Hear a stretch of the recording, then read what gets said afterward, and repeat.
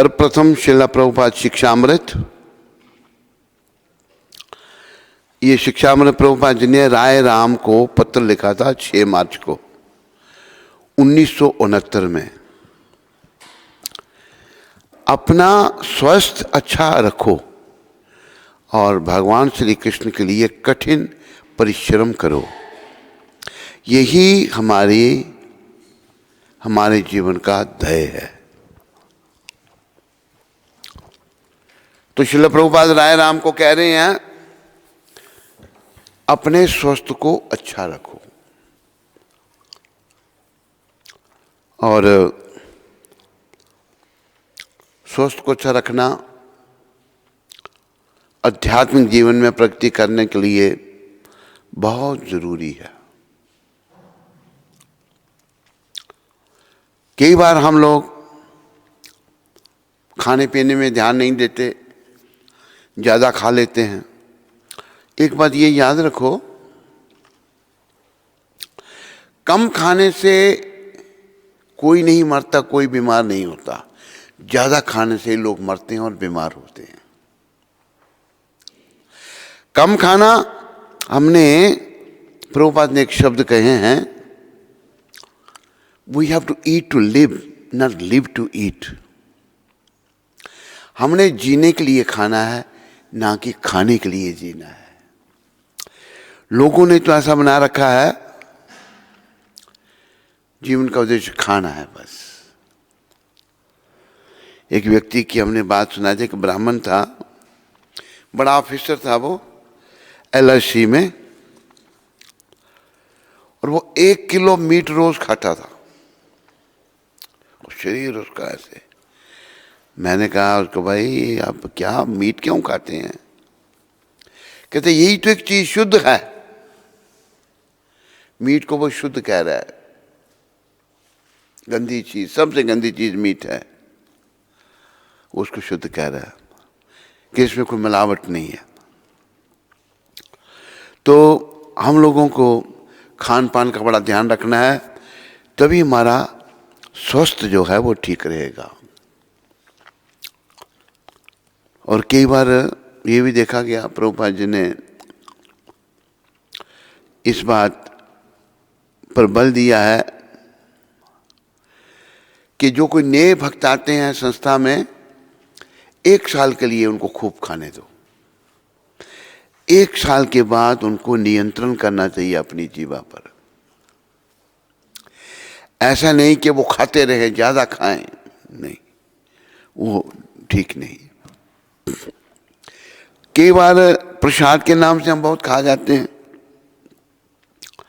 प्रसाद भी उतना ही खाना है जितनी कि हमारे शरीर को आवश्यकता है।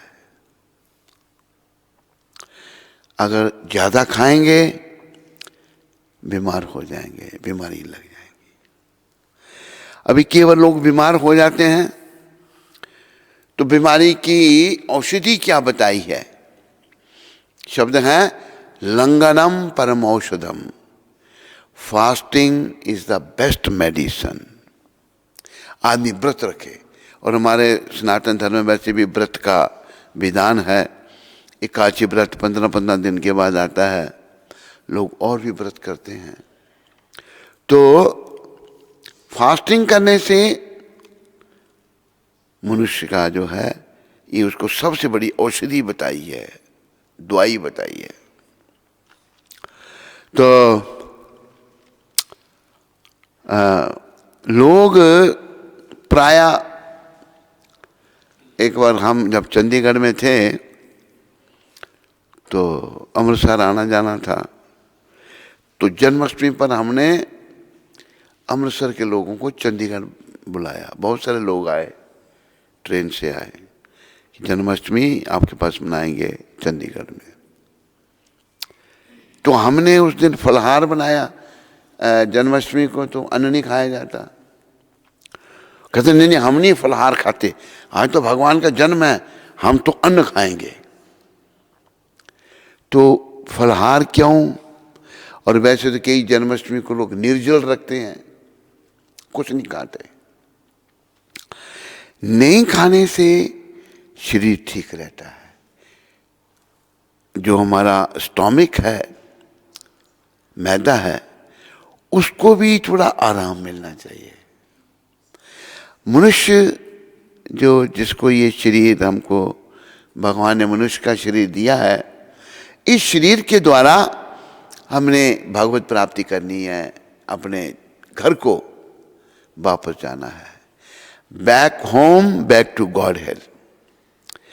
तो भगवान के पास जाने के लिए हम लोगों को सब काम बड़े नियमित करने हैं, नियम से करना है।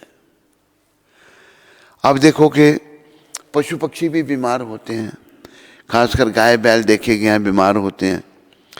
पशु पक्षी जब बीमार होंगे ना, वो कुछ नहीं खाते। देखो उनको भी इतनी समझ है। एक बार हम वृंदावन में कार के अंदर बैठे थे, तो किसी की प्रतीक्षा कर रहे थे। एक पालतू बंदर अंदर आ गया, कार के हमारे पास आ गया। छोटा ही था, बच्चा ही था वो। तो हमने मना कि इसको कुछ दो। वो बीमार था, उसको कोई बीमारी, तो उसने नहीं खाया, दिया नहीं खाया, फेंक दिया। तो पशु पक्षी भी बीमार होने पर नहीं खाते, लेकिन हम लोग बीमार हो नहीं हो जरूर खाते हैं। तो अपना स्वास्थ्य जो है ये अच्छा रखना बहुत ही जरूरी है। एक व्यक्ति ने कहा, वैसे ये बात इतनी इफेक्टिव नहीं है, फिर भी थोड़ा इफेक्ट है। उसने बोला कि पहला सुख निरोगी काया। पहला सुख क्या कि काया में, कोई शरीर में रोग नहीं होना चाहिए। रोगी आदमी भजन नहीं कर सकता। जो रुग्ण है, जिसको रोग लगे हैं, वो भगवान का भजन नहीं कर सकता। तो कृष्ण भजन करने के लिए शरीर स्वस्थ चाहिए, और ये सब ने ध्यान रखना है। कई बार हम जब खाते हैं,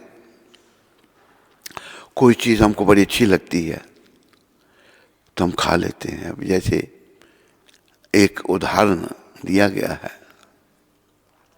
एक व्यक्ति ने खूब पेट भर के भोजन खाया। भोजन खाया जब, तो खा करके उसको कुछ बाजार से शॉपिंग करनी थी, कुछ सामान खरीदना था। सामान खरीदने के लिए वो एक हलवाई की दुकान के आगे से गुजरा। उस समय वो हलवाई जो है पकौड़े पका रहा था, पकौड़ों को तल रहा था। पकौड़े तल रहा था, तो पकौड़े जब तेल में तले जाते हैं तो खुशबू आती है उनकी। खुशबू उसके नाक में गई तो रुक गया उधर। वो उसका मन कहता है थोड़े से पकौड़े खा लो। सारी समस्या जो है ना, हमारे मलिन मन की है। लोग बीमार क्यों होते हैं? मन पर नियंत्रण नहीं है। उसके मन ने कहा थोड़े से पकौड़े खाओ। ऊपर से मन के पहले ही देखो ये शरीर की कैसी रचना भगवान ने की है। पहले ये स्थूल शरीर है, और ये शरीर जो है डेड मैटर है। इसमें आत्मा के कारण ये कार्य कर रहा है। जब आत्मा उसको छोड़ देगी, ये सड़ना शुरू हो जाएगा। पहले ये शरीर है, उसके ऊपर इंद्रियां हैं, इंद्रियों के ऊपर मन है। इंद्रिय शब्द रूप रस गंध स्पर्श, उसके ऊपर मन है। मन इंद्रियों के माध्यम से कार्य करता है। अब देखो हमारी आंखें कहीं गई, देखा कुछ, एकदम मन वहीं पहुंच गया। मन के ऊपर बुद्धि है, वो निर्णय करती है। एक अगर चोर चोरी करता है ना, उसका भी मन कहता है कि चोरी करना ठीक नहीं है, लेकिन उसका मन इतना मलिन है कि मन की बात ना सुनकर वो बुद्धि कहती है भाई चोरी मत करो, ये ठीक नहीं है। लेकिन मन मलिन होने के कारण बुद्धि की बात नहीं सुनता। खैर मैं आपको इस पकौड़े का जो उदाहरण दे रहा था, उसका मन नियंत्रण में नहीं था, पेट भरा हुआ है, भोजन खा के आया अभी। तो गया हलवाई की दुकान, कहा भैया 100 ग्राम पकौड़े दे। और पकौड़े बनाने में बड़ा निपुण वो हलवाई। एक बार हमने हरियाणा में कहीं देखा, पकौड़े की दुकान पर मेला लगा हुआ, कहते हैं बड़े फेमस पकौड़े बनाता है और दुनिया भर के लोग खाने आते हैं। तो 100 ग्राम जब पकौड़े खाए तो बड़ा स्वाद लगा उसको, चटनी साथ में थी। मन कहते यार 100 ग्राम और दे। बुद्धि कह रही है तेरे पेट में जगह नहीं है, लेकिन वो बुद्धि की बात को, अक्ल की बात को, इंटेलिजेंस की बात को वो ध्यान नहीं देता।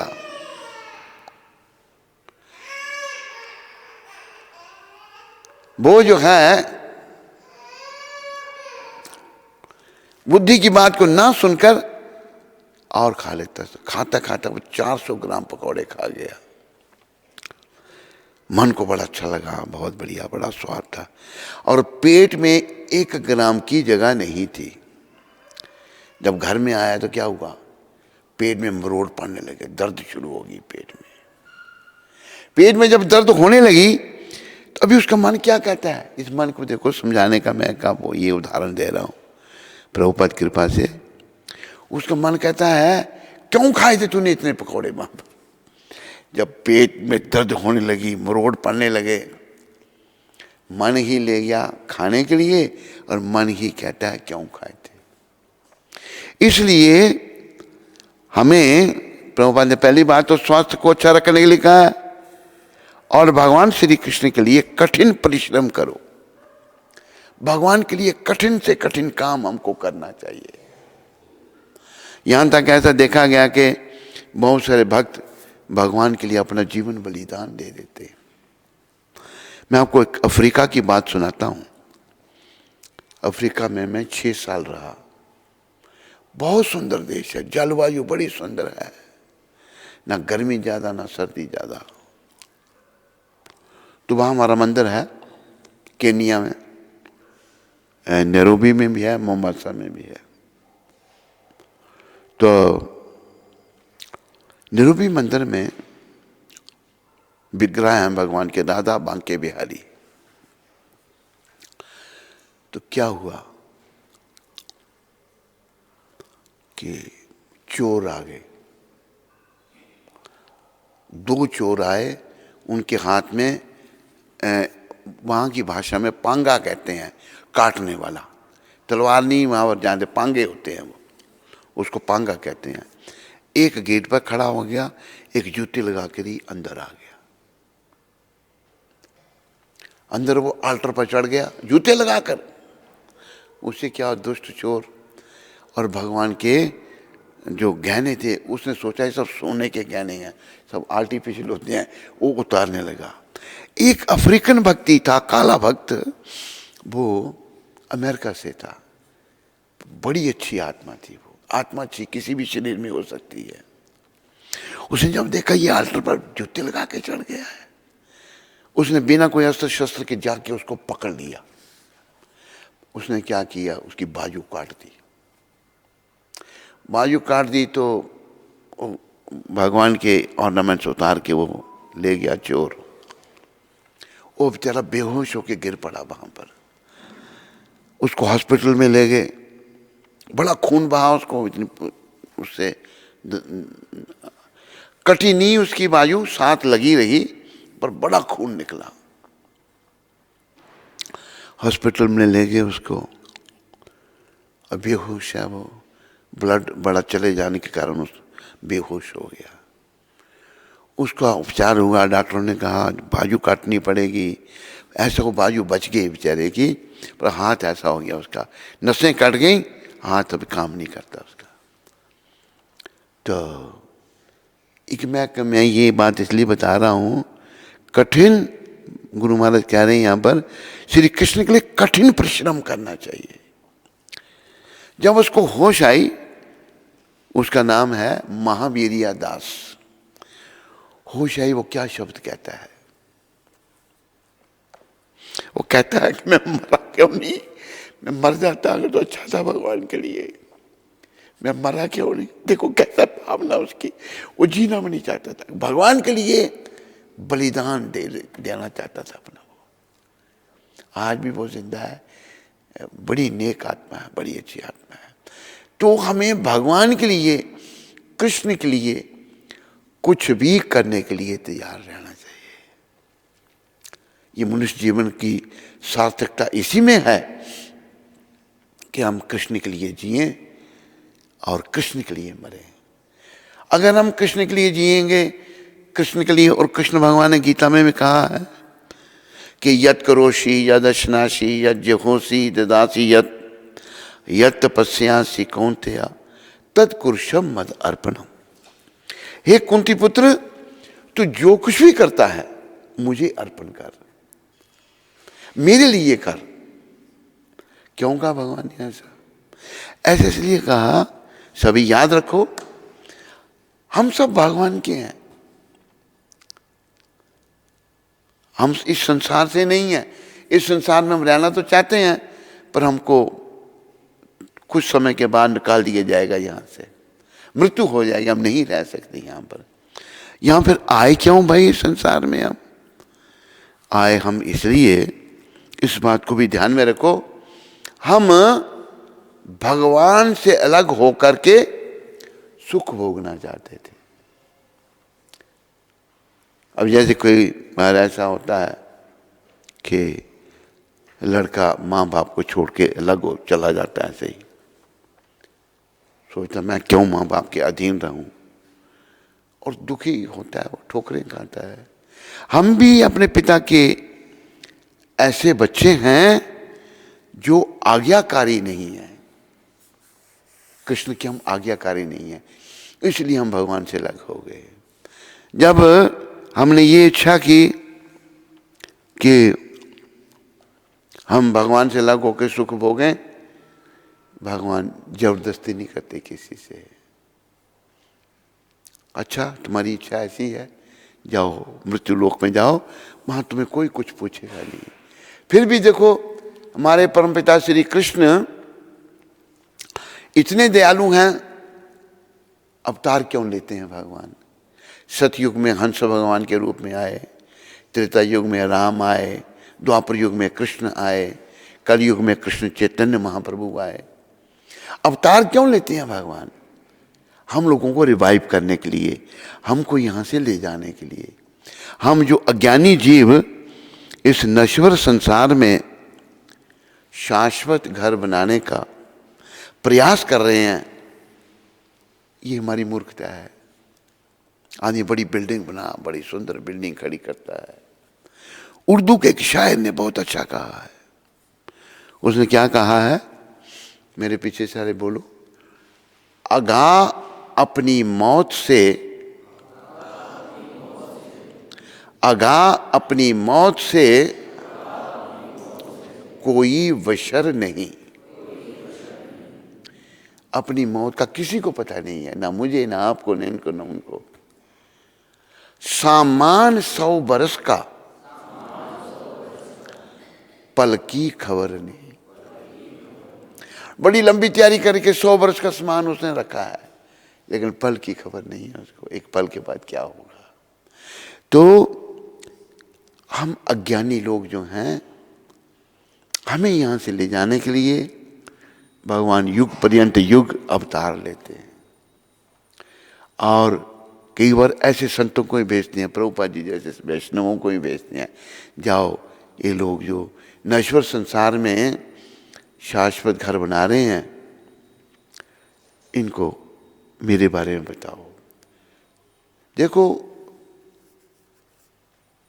कृष्ण भगवान को परम पिता कहा है, ब्रह्मा जी को पितामह कहा है, जो सृष्टि के रचयिता हैं ब्रह्मा जी, और कृष्ण को कहा है पर पितामह, जो पितामह के भी पिता हैं वो कृष्ण। और याद रखो कृष्ण जो हैं सबका कारण, सब जीवों का कारण, हम सब उनकी संतान हैं। उन्होंने गीता में ये भी कहा कि सर्व योनिषु कौन्तेय अहम बीज प्रदापिता, सारी योनियों का बीज देने वाला पिता मैं हूं। जैसे हम मनुष्य हैं, हमारे पिता, उनके पिता, उनके पिता, जाइए ओरिजिनल पिता कृष्ण है। पशु पक्षी भी भगवान से ही आ रहे हैं, इन सब के भी रचयिता भगवान है। तो ये जो पहले श्लोक में आपको कह रहा था, भगवान ने कहा है, हे कुंती पुत्र, तो जो कुछ भी करते हो, जो कुछ भी खाते हो, जो कुछ भी अर्पित करते हो या दान देते हो, और जो भी तपस्या करते हो, उसे मुझे अर्पित करते हुए करो। ये एक बड़ी विचारने की बात है। देखो, इस संसार में हम कुछ भी करेंगे ना, कुछ भी साथ नहीं जाएगा। मनुष्य तो कहता है मेरी स्त्री, मेरा पुत्र, मेरा मकान, मेरी कार, मेरा बंगला, मेरा ये, मेरा वो। स्त्री, पुत्र, धन, दौलत, मकान, कार, बंगला दूर की चीज रही, ये शरीर भी हमारा नहीं है। ये शमशान की अमानत है, ये शमशान में जल जाएगा। एक बड़ा सुंदर भजन कहा है, मन भूला भूला फिरे जगत में, कैसा नाता रे, मन भू।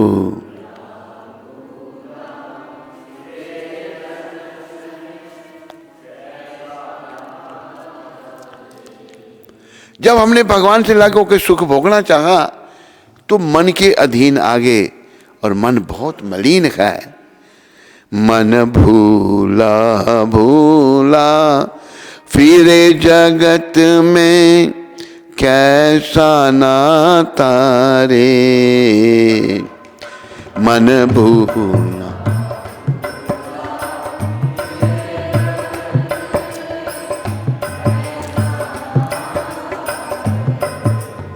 याद रखो, इस मलिन मन को सुधारना है, और ये मलिन मन जब भगवान की सेवा में लगेगा, कृष्ण के लिए सब कुछ करेगा, तभी ये धीरे धीरे सुधरेगा, धीरे धीरे शुद्ध होगा। इस बात को याद रखो। तो मन की बात यहां बताई है, मात कहे ये पुत्र हमारा, मात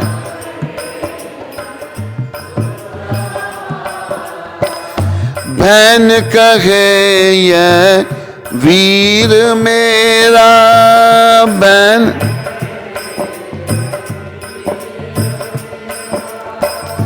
भाई कहे ये बुझा हमारी,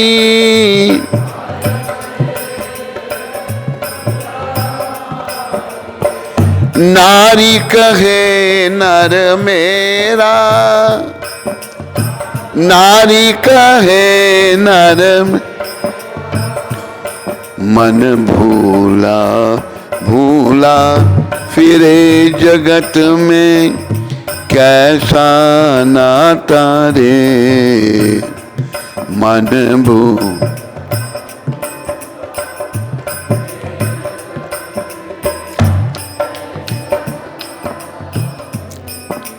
इस संसार में जो है ना, मन की भटकना है।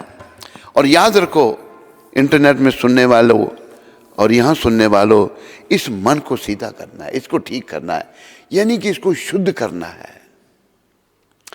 ये बड़ा चंचल है, और चंचल इसलिए हुआ भगवान से अलग होने के कारण। सुख भोगना चाहा इसने, और सुख तो जहाँ है ही नहीं, उस सुख को भोगते भोगते ये दूषित हो गया मन, मन में प्रदूषण आ गया, बहुत दोष आ गए। ये भी मन की भटकना इस भजन में बताई गई है। संत बता रहे हैं माता कहती है मेरा पुत्र है, बहन कहती है मेरा भाई है, भाई कहता है ये मेरी भुजा थी, और औरत कहती है ये मेरा पति। नारी कहे नर मेरा पति।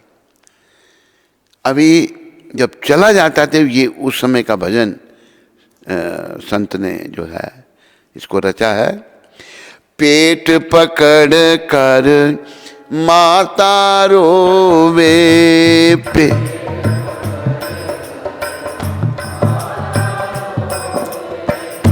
बाम पकड़ कर भाई,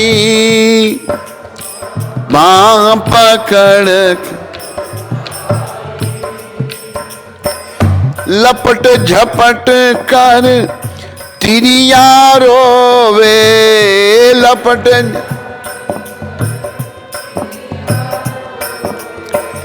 हंस अकेला जाई, हंस अकेला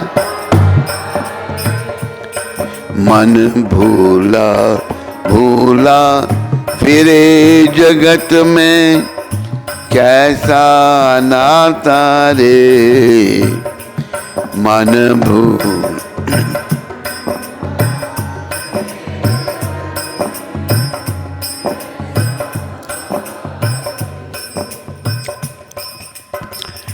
जब लग जीवे माता रोवे, जब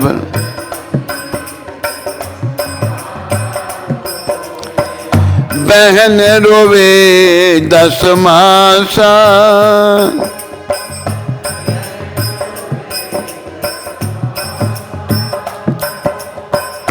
तेरह दिन तक तिरिया रोवे ते,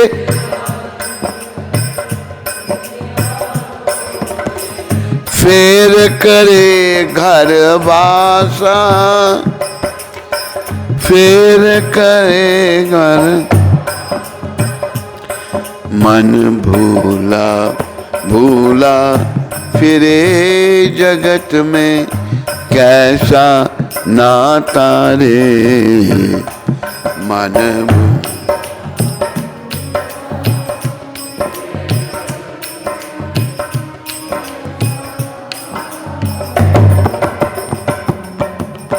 और देखो आगे भजन में संत बता रहे हैं इस शरीर की क्या गति है, जिसको हम खोए हुए लोग नहीं समझते, पर गति सबकी यही है।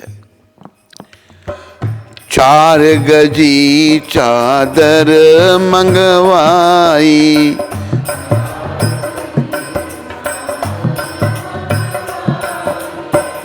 चढ़ा काठ की घोड़ी,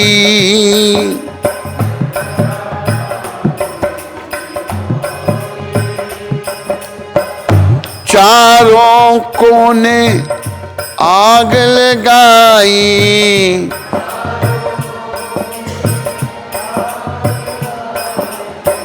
फूंक दी जैसे होरी,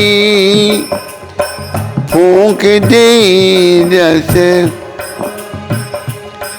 मन भूला भूला फिरे जगत में, कैसा नाता रे मन भूला।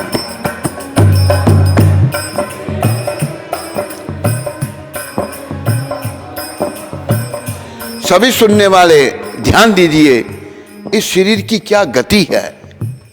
इस शरीर की गति आगे वर्णन आ रही है अभी। हाड़ जले जैसे लाकड़ी, हाड़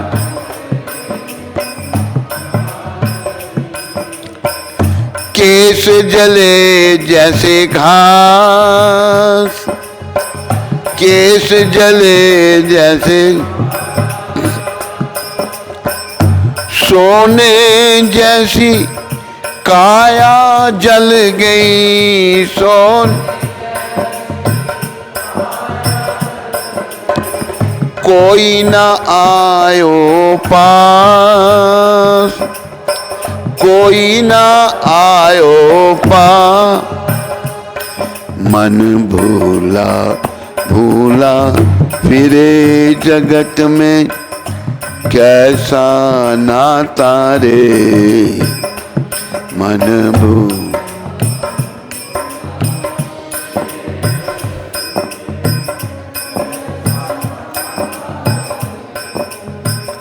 आखिर में संत कह रहे हैं,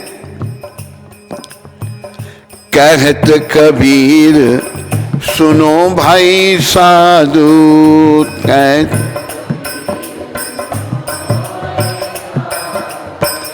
तज जीने की आशा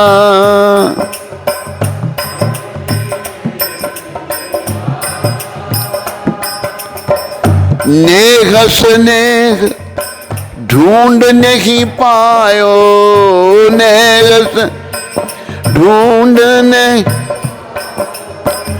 ढूंढ फिरो पछु पासा, ढूंढ फिरो पछु पास।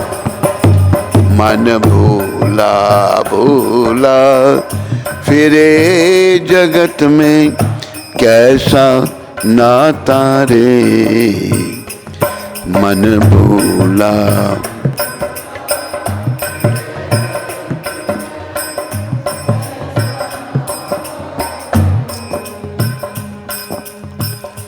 तो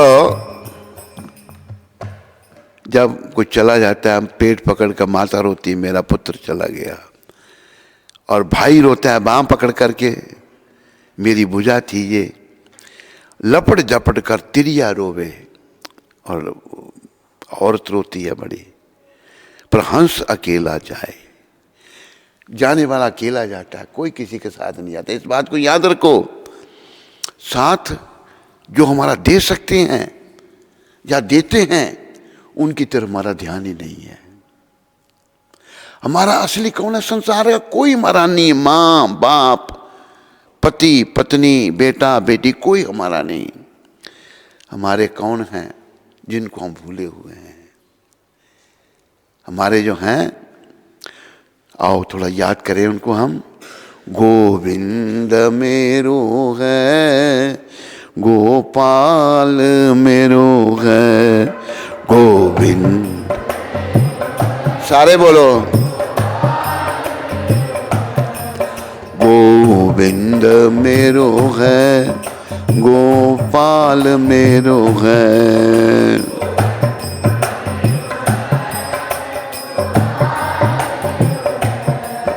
ओ बांके बिहारी नंदलाल मेरो है, ओ बांके बिहारी नंद, ओ बांके बिहारी नंदलाल मेरो है, ओ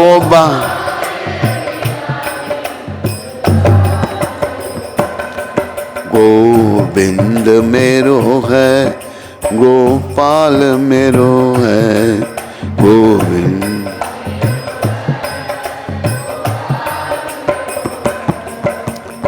याद रखो, हमारे तो गोविंद हैं भाई। उन्हीं गोविंद को पाने के लिए गोविंद ने ये नर दे दी हमको, मनुष्य शरीर दिया। मिलिया मनुष्य चोला, ओदी मेहरबानी है। ये मनुष्य का शरीर भगवान ने कृपा करके हमको दिया है, लेकिन इसका उपयोग हम खाने पीने सोने में करते हैं। खूब खाओ, खूब पियो, खूब सो। जैसे मैंने एक हमारा शिष्य था, दीक्षा तो नहीं दी थी पर गुरु मानता हुआ ही चला गया। वो हमको बहुत बड़े घर से आदमी था वो, तो हमारे प्रति श्रद्धा थी। मेरे साथ विदेशों में कई बार गया वो, तो उसने अपने घर में हमें कमरा भी दे रखा था। उसका घर बिका, 100 करोड़ का घर बिका उसका, उसके मरने के बाद। इतना पोश लोकेलिटी दिल्ली में, और बड़ा एक कमरा उसने हमको दे रखा था। तो एक बार हम गए, मैं उसके पास ठहरते हैं, गए तो वो सो रहा है। कोई सोने का टाइम नहीं। उठाया मैंने उसको, तो उठा नहीं, कहते मैं सोना है मेरे को बस। लोग दिन में 24 घंटे होते हैं, वो 25 घंटे सोता था। ऐसी बेचारे की हालत थी उसकी। तो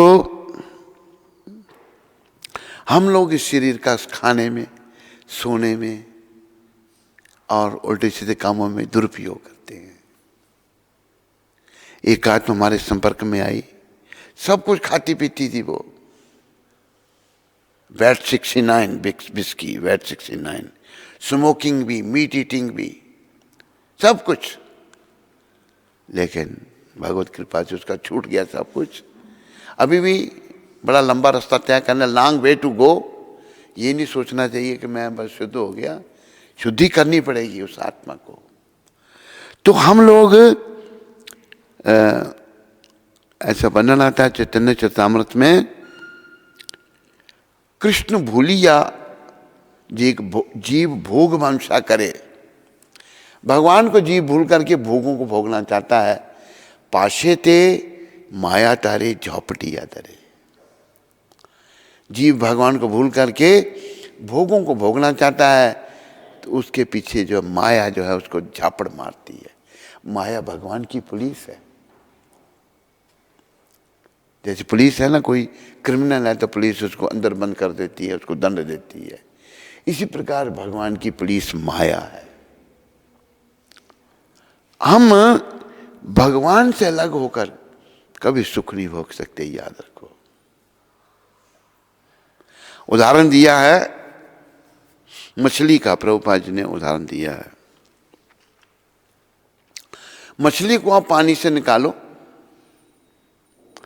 निकाल कर उसको एयर कंडीशन कमरे में रख दो, बड़े अच्छे कमरे में, सुंदर बेड उसके लिए, और सब खाने पीने की चीजें रख दो, पीने के लिए सिगरेट रख दो, शराब रख दो। एक सिगरेट है, उसका नाम है कूल। सिगरेट भी कभी कूल हो सकता है, और अंदर फूंक देता है, नाम है कूल। हिंदुस्तान में नहीं है, हमारे विदेशों में मैंने देखा, वो हिंदुस्तान में भी है। सिगरेट पीने वालों को पता होगा, है वो कूल सिगरेट नहीं कोई आती है, मेंथोल। लेडीज अपना अंदर फूकना चाहती हैं ना, तो सारी सुविधा मछली को दे दो आप, लेकिन मछली तड़फेगी। नोटों का भी ढेर लगा दो उसके पास, तड़फेगी। मछली का जीवन पानी में है। इसी प्रकार हम भौतिक कितनी सुख सुविधाएं भोगेंगे, हम सुखी नहीं हो सकते। जैसे मछली पानी में डाल दो फिर वो जी सकती है, इसी प्रकार हम जब भगवान की ओर मुड़ जाएं और अपने आप को भगवान से जोड़ दें भक्ति योग के द्वारा, तो हम सुखी हो सकते हैं, नहीं तो सुखी नहीं हो सकते। याद रखो, हमारे दुखों का कारण ही यही है। कई जन्मों के हमारे कर्म हैं, खराब कर्म हैं। इस जन्म में हमको ऐसा घर मिला, बाप ऐसा मिला जो मदिरा पान करने वाला, पर बच्चे सोचते हैं बाप से, बाप कुछ अच्छा करेगा, लेकिन वो बेचारा पी के पड़ा रहता है। तो उसमें बच्चे तो माँ बाप को दोष देते हैं कि मेरा बाप ऐसा था, शराबिया था। नहीं होना चाहिए। और तुम्हें जो शराबिया बाप मिला, ये तेरे भी बेटा कहीं कर्म है। अगर तेरे कर्म अच्छे होते तुमको शराबिया बाप नहीं मिलता, अच्छा मिलता। कर्मों को तो तूने देखा नहीं, लेकिन शास्त्र समझा रहे हैं, भगवान समझा रहे हैं। किसी का माँ बाप, किसी का बाप बहुत अच्छा है, किसी का बाप अच्छा नहीं है, किसी का मीडियम है। तो ये सब कर्मों के अनुसार है। हम इस दुनिया में इकट्ठे हुए हैं कर्मों के अनुसार। ये संसार,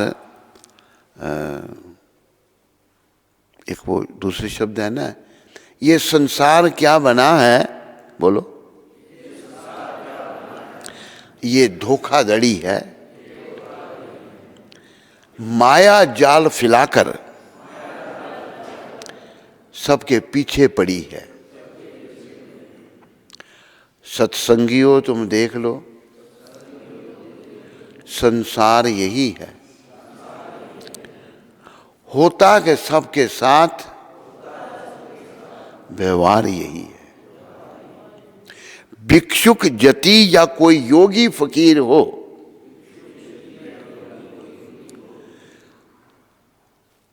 कोई कैसा भी है, योगी फकीर है, हंस मठाधीश या शूरवीर हो, आया है जो इस जग में वह जरूर जाएगा, कर्मा अनुसार फल वह जरूर पाएगा। संदेश ये है कि कर्मों को काटना है। तो कर्म कैसे कटेंगे? और बड़ा सुंदर एक दोहा है, भगवान के नाम के द्वारा हमारे अंतरात्मा की शुद्धि होगी, मन की शुद्धि होगी, और मन जब शुद्ध होगा फिर हम बुरे कर्म नहीं करेंगे। मन जब तक अशुद्ध है, मन जब तक सुखों को भोगना चाहता है, तो ये अशुद्ध है और बुरे कर्म हम करते रहेंगे। तो नाम के बारे में बड़ा सुंदर दोहा कहा है, जब ही नाम हृदय धर्यो, जब जिसने नाम लेना शुरू कर दिया भगवान का, हरे कृष्ण कृष्ण कृष्ण हरे हरे, हरे राम राम राम, सब इस नाम को जपो। जब ही नाम हृदय धर्यो, भयो पाप को नाश, जब ही नाम तुमने हृदय में धारण कर लिया तो पापों का नाश हो गया। कैसे? उदाहरण बड़ा सुंदर दिया है, फिर से बोलो ताकि याद रहे ये दोहा आपको। जब ही नाम हृदय धर्यो,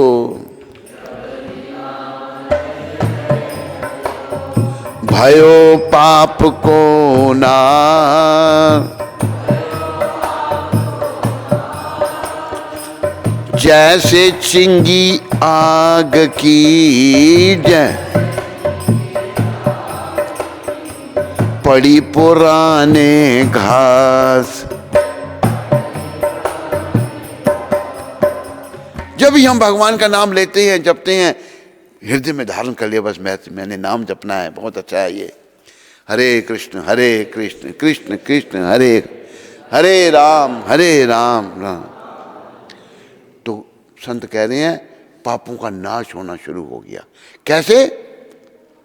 जैसे चिंगी आग की, एक आग की चिंगारी पुराने घास का ढेर है उस पर पड़ गई, सारे ढेर को जलाकर राख कर देगी। इतना घास का ढेर, अब इतना राख बस बन जाएगा। ऐसे ही पापों का नाश हो जाएगा नाम जपने से। इसलिए कलयुग के लिए धर्म है कि कलयुग केवल नाम आधारा, कलयुग केवल नाम आधारा, सुमिर सुमिर नर उतर ही पारा, सुमिर सुमिर नर उतर ही पारा, सुमिर। इस कलयुग रूपी भवसागर से पार होने के लिए नाम बस एकमात्र सहारा है, नाम आधारा। और नाम का स्मरण करके, मतलब नाम हमारा जीवन बन जाए, नाम के लिए हम सब कुछ करें, नाम जपते रहें, कभी भूले ही नहीं भगवान को, तो हम इस भवरूपी सागर से पार हो जाएंगे। और याद रखो यही उद्देश्य है, भवरूपी सागर से पार होना है। तो भजन में संत समझा रहे हैं, जब लग जीवे माता रोवे, जब तक माँ जिंदा रहती है अपने बेटे को रोती है वो। जैसे एक माता की बेटी, यहाँ माता नहीं है ना, वो भी अच्युत की माता नहीं है, उसकी बेटी मर गई। ये दोनों शिष्य हैं, तो माता रोती रहती, कहती मैं चली जाती पहले, मेरी बेटी क्यों चली गई। हमारे हाथ में कुछ नहीं, जिस कमरे में यहाँ बेटी रहती उस कमरे में जाती ही नहीं वो माता। तो जब लग जीवे माता रोवे, बहन रोवे 10 मासा।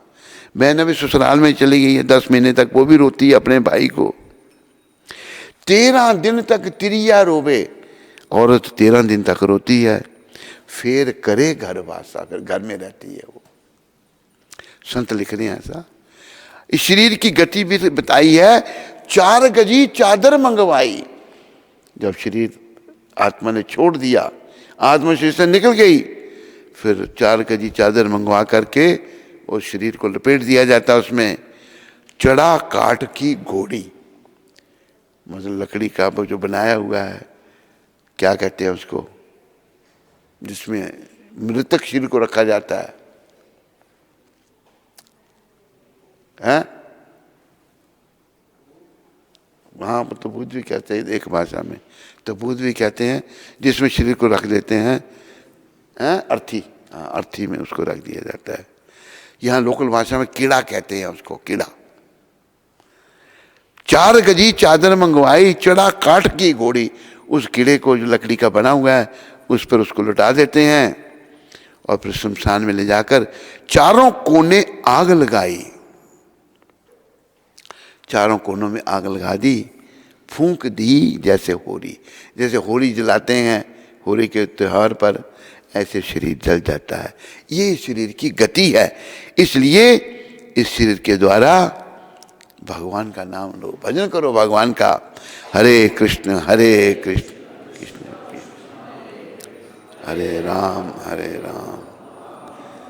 तो संत आगे कह रहे हैं, जब उसको आग लग जाती है, शरीर जब जलता है, तो कैसे हाड़ जले जैसे लाकड़ी। हड्डियां जो है ना शरीर में लकड़ी की तरह जलती हैं। केश जले जूं घास, बाल लोगों के बड़े बड़े लंबे होते हैं, वो घास की तरह जलते हैं। सोने जैसी काया जल गई, कोई न आयो पास। कोई आ ही नहीं सकता, आग जल रही है। सोने जैसी काया जल गई, कोई न आयो पास। मन भूला भूला फिरे जगत में, कैसा नाता रे। ये बातें जो हमारे में मिसअंडरस्टैंडिंग है, बेसमझी है, ये कृष्ण भक्ति के द्वारा ठीक होगी। गोविंद जो हैं वही हमारे अपने हैं और कोई हमारा अपना नहीं है। जो अपने उनको कभी याद ही नहीं किया हमने। संदेश ये है भाई, संसार का तेरे कोई काम आने वाला नहीं है। तेरी पत्नी या तेरा पति या तेरी बेटी या तेरा बेटा या तेरी बिल्डिंग या तेरा बैंक बैलेंस या तेरी कार, कुछ भी तेरे काम नहीं आने वाला है। तेरे काम आने वाले हैं गोविंद श्री कृष्ण। उनकी शरण में तू आ, उनके हाथों में अपने जीवन की डोरी सौंप। तूने अपने जीवन की डोरी अपने हाथ में पकड़ के रखी है। कैसे तू भगवान की शरण में नहीं आ रहा? तूने भगवान के चरणों में समर्पण नहीं किया। इसलिए भगवान ने गीता में कहा ना 18वें अध्याय में, सर्वधर्मान परित्यज्य मामेकम शरणम व्रज, अहम त्वाम सर्व पापेभ्यो मोक्षयिष्यामि मा शुचि। सारे धर्म सारे कर्तव्य छोड़ करके तुम मेरी शरण में आ जा, मैं तुम्हें समस्त पापों से छुड़ाकर मोक्ष दूंगा। एक आईजी थे, यूपी पुलिस में थे, कहाँ थे, या उड़ीसा के, पांडा, यूपी में थे, आईजी थे, लखनऊ में थे। कुछ पता है भी उनका? नहीं। बड़े फेमस हो गए थे वो। उन्होंने नौकरी भी छोड़ दी थी और वो भक्त बन गए थे, नाचते गाते थे। यहाँ भी आए थे, हमारे मंदिर में भी आए थे। यहाँ आईजी पांडा थे, वो उड़ीसा के थे। तो वही कहते हैं शरीर की भाई ऐसी गति है, सोने जैसी काया जल गई, कोई ना आयो पास, पास में कोई नहीं आया। आगे संत कह रहे हैं, कहते कबीर सुनो भाई साधो, साधुओं को कह रहे हैं, आप सबको साधु बनना चाहिए। तद जीने की आशा, ये जो जीने की आशा तेरे अंदर उसको छोड़ दे। नेक स्नेक ढूंढ नहीं पायो, ढूंढ फिरो पचुपासा। कहीं नेह स्नेह कोई प्रेम किसी से नहीं मिला। यहाँ पर चारों ओर देखा। ऐसे एक और दोहा भी आता है, सुर नर असुर मुनि की धरीति, सुर नर असुर। सारे बोलो भाई। सुर नर असुर मुनि की जरीति, स्वार्थ लाग करें सब प्रीति। सुर देवता लोग, नर मनुष्य, असुर राक्षस, मुनि ऋषि मुनि। सुर नर असुर मुनि की जय रीति। क्या रीति है? स्वार्थ लाग करें हैं सब प्रीति। स्वार्थ के लिए प्रेम करेंगे, मतलब निकल गया तो पहचानते नहीं। तो ये जो स्वार्थी लोग जो है ना, संत समझा रहे हैं, नेक स्नेह ढूंढ नहीं पायो, ढूंढ फिरो पचु पासा। चारों तरफ ढूंढा, कहीं नेह स्नेह मिलता नहीं, दुनिया में है ही नहीं। अभी देखो गृहस्थ जीवन में है, प्राय लोग गृहस्थ ही होते हैं, त्यागी वैरागी कम होते हैं। तो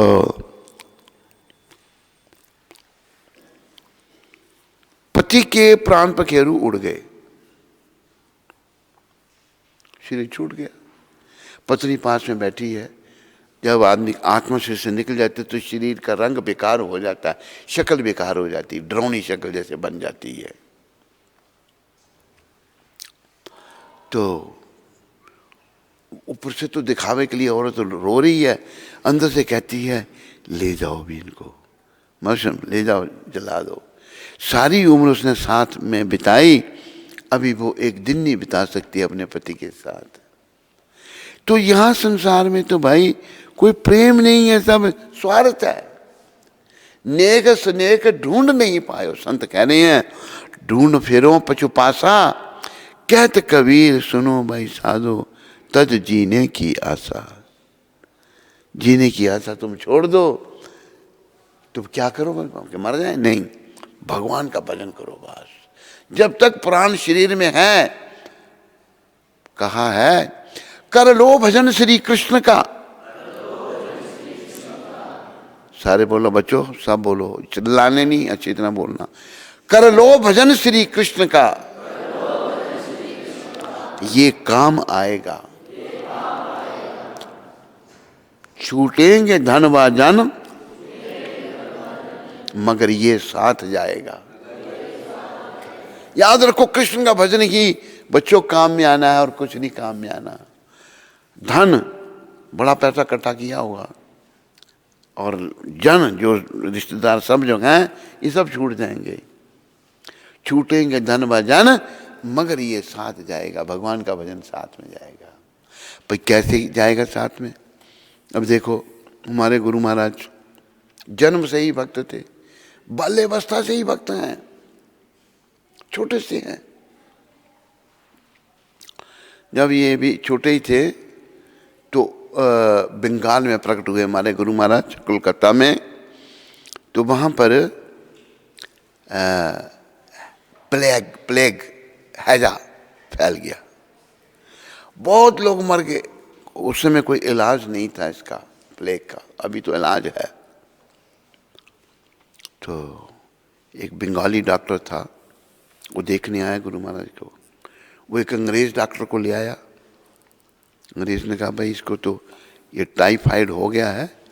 तो टाइफाइड हैजा एक ही चीज़ है? नहीं, अलग है, अलग।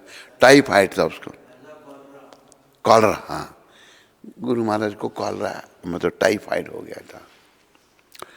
तो वो जो अंग्रेज, उस समय अंग्रेजों का राज था भारत में, तो उसने कहा इनको दवाई तो कोई इसकी है नहीं, कमज़ोरी हो जाती है शरीर में बड़ी, तो इस बच्चे को चिकन सूप दो।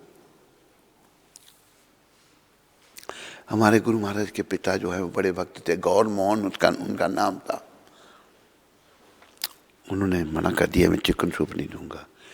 तो डॉक्टर हमारे गुरु महाराज की माँ को कहता है तुम ही अपने पति को समझाओ, तुम लोग अगर घर में नहीं चिकन सूप बना सकते, मैं घर से बना के ले आऊँगा, तो इसको पिलाओ। तो बेचारे चुप रहे पिता। और हमारे गुरु महाराज छोटे से बच्चे हैं तब, चिकन सूप लाया जाए, नहीं पी रहे, चिकन सूप नहीं पी रहे, उल्टी कर दी। तो पिता देख रहे, कहा छोड़ो मेरे बच्चे को। लिया उन्होंने और घर में राधा गोविंद की मूर्ति थी, उनके आगे रख दिया कि हे गोविंद भगवान, ये आपने ही दिया है बच्चा, आप ही इसकी रक्षा करो, कोई इलाज नहीं है। बच्चे के मुंह में चरणामृत डाला, ठीक हो गया, टाइफाइड ठीक हो गया, जबकि टाइफाइड का कोई इलाज ही नहीं था। तो कहने का भी अभिप्राय ये है, हमें भगवान की शरण में जाना है। कृष्ण ही हमारी रक्षा कर सकते हैं। कैसा भी कुछ होगा कृष्ण रक्षा करेंगे, पर हम लोग कृष्ण से विमुख होकर के इस नश्वर संसार में शाश्वत घर बना रहे हैं और यहाँ नेह स्नेह ढूंढ रहे हैं, वो यहाँ है ही नहीं। बोलो मोर मुकुट बंशी वाले की। तो गुरु महाराज ने यही कहा, हे कुंती पुत्र, तुम जो कुछ ये कृष्ण कह रहे हैं, जो कुछ भी करते हो, जो कुछ भी खाते हो, जो कुछ भी अर्पित करते हो या दान देते हो, और जो कुछ भी तपस्या करते हो, उसे मुझे अर्पित करते हुए करो। ये सीखना हमने, भगवान का सब कुछ है, हमारा कुछ नहीं है।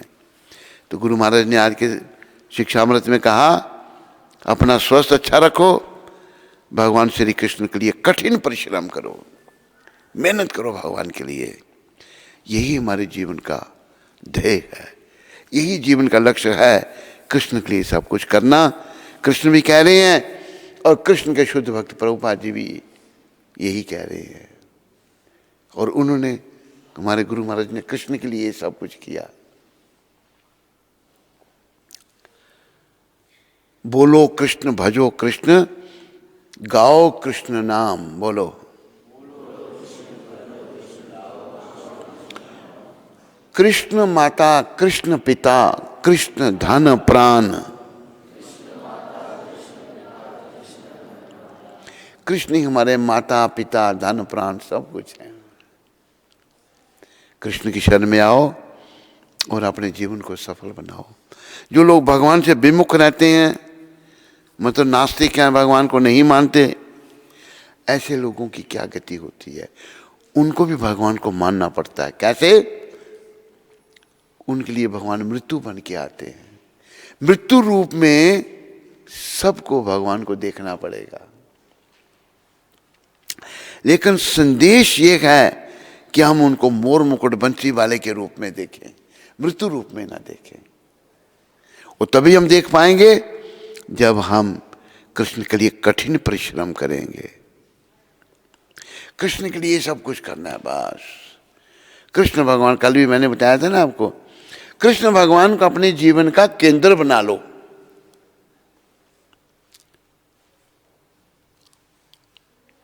अभी अगर आप कृष्ण को जीवन का केंद्र नहीं बनाते, दुनिया भर के काम कर रहे हैं, दुनिया भर के काम ऐसे हैं जैसे ब्लैक बोर्ड पर जीरो बनाना है। जितने मर्जी जीरो बनाओ, बनाते जाओ, कोई वैल्यू नहीं। पर जीरो किससे पहले आप एक लाइन खींच दो, फिर जीरो बनाओ, वो 10 बन जाएगा, फिर बढ़ता जाएगा। वो एक लाइन भगवान है, श्री कृष्ण है। और कृष्ण के लिए ही सब कुछ करना है, क्योंकि इस संसार से हमारा कोई संबंध नहीं है। यहाँ अच्छा, केवल लोग कहते हैं जी हाँ मैं बना रहा हूँ, बच्चे खाएंगे। अरे बच्चे तो खाएंगे, तेरा क्या होगा? तूने ये सोचा? बच्चे तो खाएंगे, तेरे धन संपत्ति को उड़ाएंगे, तेरा तूने सोचा कभी? तू तो घोर नरक में यमदूत तेरे को ले जाएंगे, वहां मार मार करके दुर्गति कर देंगे तेरी, वो तेरे ध्यान में नहीं। तो भगवान की ओर ध्यान दो, तेरे को दुर्गति से कृष्ण बचा सकते हैं। उनके हाथ में अपने जीवन की डोरी सौंप दो, कृष्ण जरूर कृपा करेंगे। बोलो मोर मुकुट बंसी वाले की, बोलो कृष्णचंद्र भगवान की जय। तो कोई प्रश्न तो नहीं भाई किसी को? मेहंदी लता जी, आपको तो नहीं कोई प्रश्न? कोई नहीं, वो आपके साथी आए हैं। अच्छा, आपको कोई प्रश्न?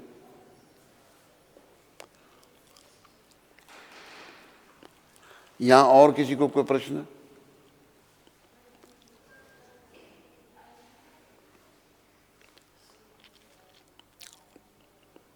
है कोई तेरे पास?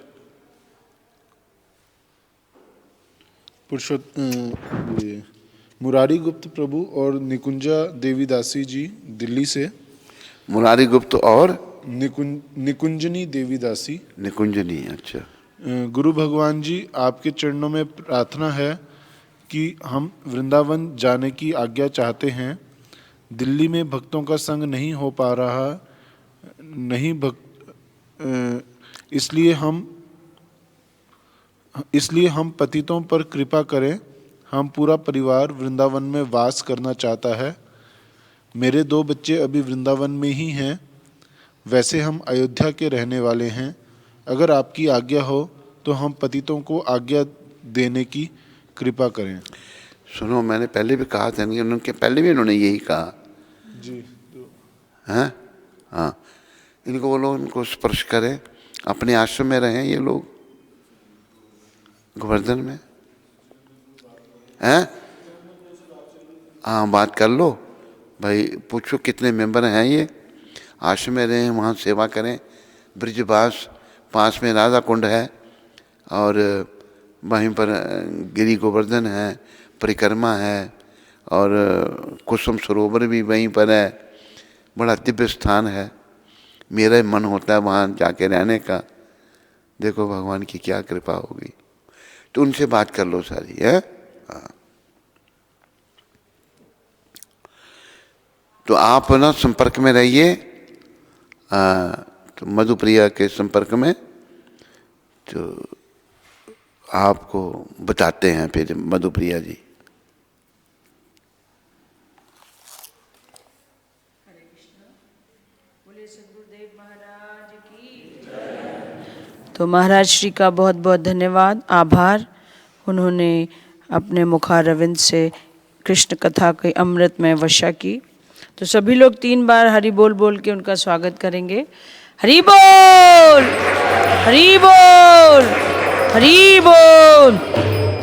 बोले सद्गुरुदेव महाराज की जय। जगत गुरु श्रील प्रभुपाद की जय।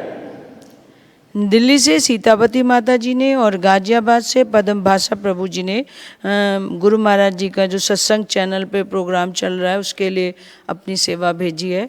तो उनका और उनके परिवार का श्रील प्रभुपाद आश्रम उधमपुर के सभी भक्तों की ओर से बहुत बहुत धन्यवाद। हरि बोल। दिल्ली से सीमा खरबंदा जी ने गाय की सेवा के लिए अपनी सेवा भेजी है।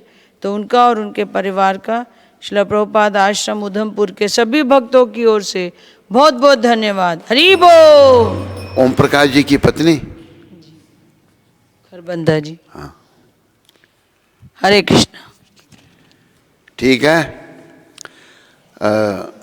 स्कंद पुराण में तुलसी देवी की प्रशंसा इस प्रकार की गई है। मैं तुलसी देवी को नमस्कार करना चाहता हूँ, क्योंकि ये पाप कर्मों के समूह को तुरंत नष्ट कर देती हैं। इनके स्पर्श अथवा दर्शन मात्र से मनुष्य सारे क्लेशों तथा रोगों से विमुक्त हो सकता है। इनको नमस्कार करने तथा इन पर जल डालने मात्र से मनुष्य यमराज के दरबार में भेजे जाने के भय से मुक्त हो जाता है। जो व्यक्ति कहीं भी तुलसी देवी को उगाता है वह निश्चय ही भगवान श्री कृष्ण का भक्त बनता है। जब तुलसी दल भक्ति पूर्वक भगवान श्री कृष्ण के चरण कमलों पर अर्पित किए जाते हैं तो भगवत प्रेम का पूर्ण विकास होता है। तुलसी देवी हर प्रकार से कल्याण में हैं। इनके स्पर्श, दर्शन, स्मरण, बंधन, प्रणाम, श्रवण या इनके लगाने मात्र से सदैव कल्याण होता है। जो कोई उपयुक्त विधियों से तुलसी देवी के संसर्ग में आता है वह सदैव वैकुंठ लोक में निवास करता है। तुलसी महारानी की जय। वृंदाए तुलसी देवाय प्रियाय केशव शिषा विष्णु भक्ति प्रदे देवी सत्यवते नमो नमः।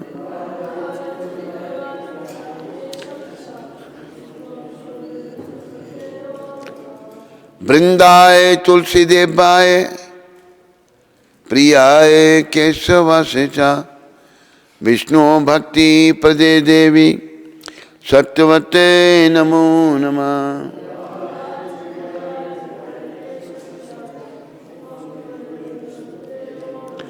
वृंदाए तुलसी देवाय प्रियाय केशव शिषा विष्णु भक्ति प्रदे देवी सत्यवते नमो नमः।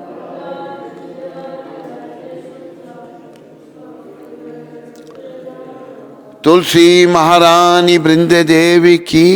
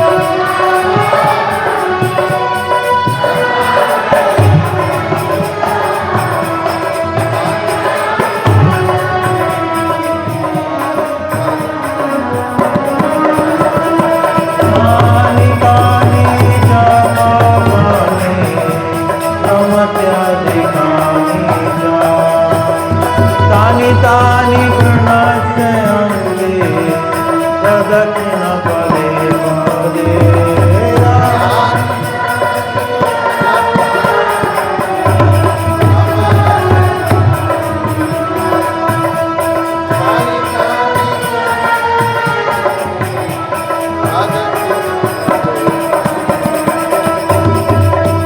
जय तुलसी महारानी जय तुलसी महारानी जय तुलसी महारानी जय तुलसी महारानी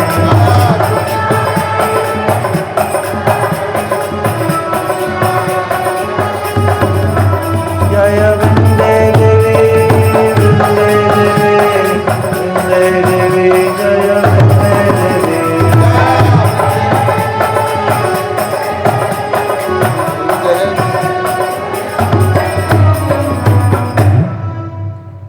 भगवान श्री कृष्ण की प्रीतमा श्रीमती तुलसी महारानी को मैं बार बार प्रणाम करता हूँ।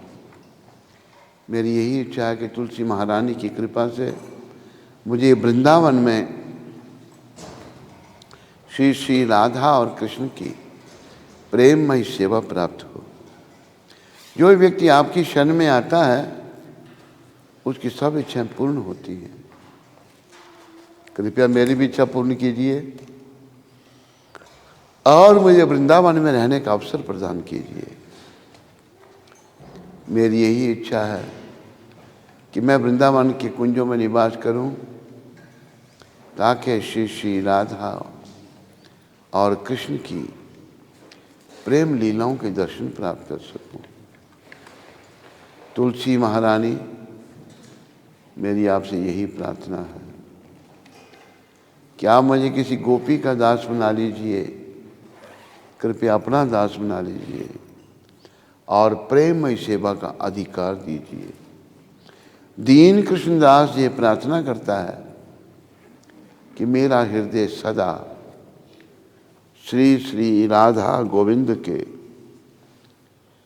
प्रेम रस में डूबा रहे। तुलसी महारानी की जय। वृंदाए तुलसी देवाय प्रियाय केशवासिता विष्णु भक्ति पदे देवी सत्यवते नमो नमः।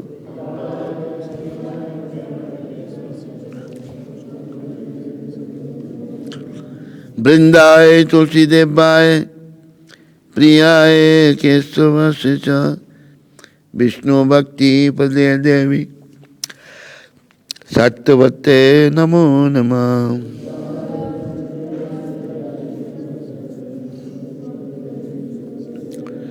वृंदाय तुलसी देवाय प्रियाय केशवासिता विष्णु भक्ति पदे देवी सत्यवते नमो नमः।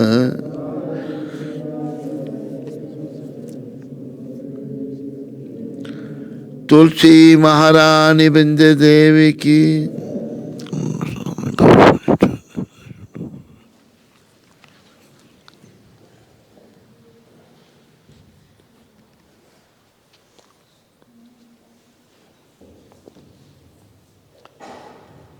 बहु जन्म करे यदि श्रवण कीर्तन तबु तन पाए कृष्ण पदे प्रेमधन। अगर कोई बहुत जन्म तक कृष्ण नाम का जप कीर्तन करता रहे और अपने आप को 10 नाम अपराधों से ना बचाए तो उसे कृष्ण प्रेम रूपी धन की प्राप्ति नहीं होगी, जो मनुष्य जीवन का परम उद्देश्य है। 10 नाम अपराध इस प्रकार हैं। पहला नाम अपराध उन भक्तों की निंदा करना है जिन्होंने कृष्ण प्रचार के लिए अपना जीवन अर्पण किया हुआ है।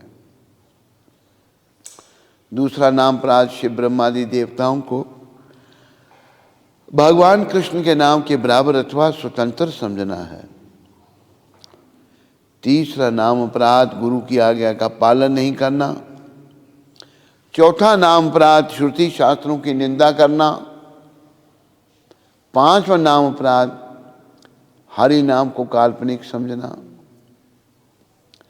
6ठा नाम अपराध हरि नाम पर अर्थवाद का आरोपण करना। सातवां नाम अपराध, नाम के बल पर पाप करना। आठवां नाम अपराध, वेद शास्त्रों में बताए हुए कर्मकांड के बराबर हरि नाम को समझना। नौवां नाम अपराध, अश्रद्धालु व्यक्तियों को नाम की महिमा बताना। 10वां नाम अपराध, कृष्ण नाम जप में पूर्ण विश्वास न होना। और इस विषय पर बहुत सारा ज्ञान प्राप्त होने पर भी कि ये संसार नश्वर है, फिर भी इस संसार से मोह बनाए रखना। जो भी भक्त लोग भक्ति मार्ग में आगे बढ़ना चाहते हैं, उन्हें अपने आप को इन 10 नाम अपराधों से अवश्य बचाना चाहिए, क्योंकि जीवन का उद्देश्य जो है, क्योंकि जीवन का उद्देश्य जो है, क्योंकि जीवन का उद्देश्य जो है,